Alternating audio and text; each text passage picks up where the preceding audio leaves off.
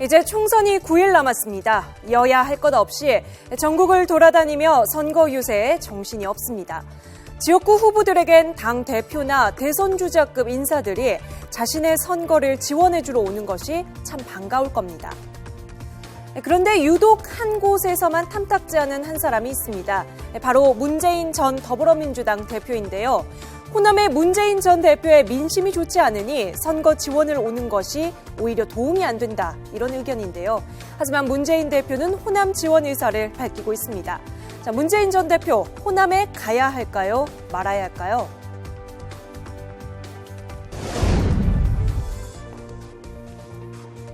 광주에 출마하신 분들이 요청을 하면은 올 수도 있겠지만 현 상황으로 뽑았을 적에 그걸 과연 요청할 사람이 있겠나 하는 건 좀 회의적이에요. 아니 광주 가서 분위기를 봤으면 나한테 안 물어봐도 할 거 아니야? 문 전 대표는 이번 선거운동 중 한 번도 호남을 방문하지 못했습니다. 호남 지역의 반친노 정서 때문이라는 게 대체적인 분석입니다. 김종인 대표는 만약에 광주 출마자들이 요청하면 오지만 과연 요청할 사람이 있겠느냐며 반감을 드러냈는데요.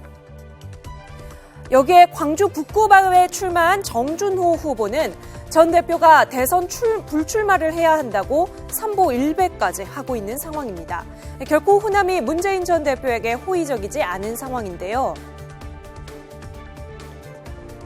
어떻게 보면은 지역의 호남권의 28석, 28개 의석이 한정되고 오히려 수적으로는 압도적으로 122개나 되는 수도권이 굉장히 중요하다고 볼 수가 있겠지만 수적으로는 비중이 적더라도 만약에 그 지역에서의 주도권을 상실하게 되면은 총선 이후에 야권 주도권 쟁탈에서 굉장히 영향을 받게 될 겁니다.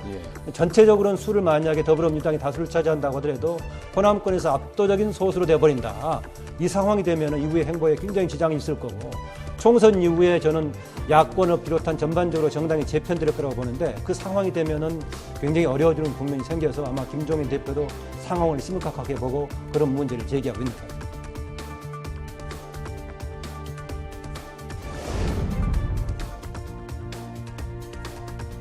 저는 아까 그 호남의 민심이 그렇다고 생각하지 않습니다. 결국은 야권이 승리하고 그래서 총선 승리의 힘으로 정권 교체까지 이루라고 하는 것이 그 호남의 어떤 절대적 민심이자 간절한 염원이지 않겠습니까? 이렇게 제가 이렇게 선거운동 유세 지원 다니면 오히려 호남이 분단 좋아하지 않을 것이다라는 것은 저는 그런 민심이 아닐 거라고 생각하고요. 당사자인 문 전 대표는 호남에 깔린 반문재인 정서는 억측이라고 말하고 있습니다. 반문 정서가 부담되기도 하지만 그렇다고 야권의 가장 강력한 대선 주자가 야권의 심장부인 호남에 가지 않는 것이 정치적 도의가 아니라는 겁니다. 현재 더컷 유세단을 이끌고 전국의 후보 지원 활동을 하고 있는 정청래 의원은 문재인을 싫어한다는 호남의 정서는 3번 성향 사람이 만든 허상이라며 국민의당을 우회적으로 비판하기도 했습니다.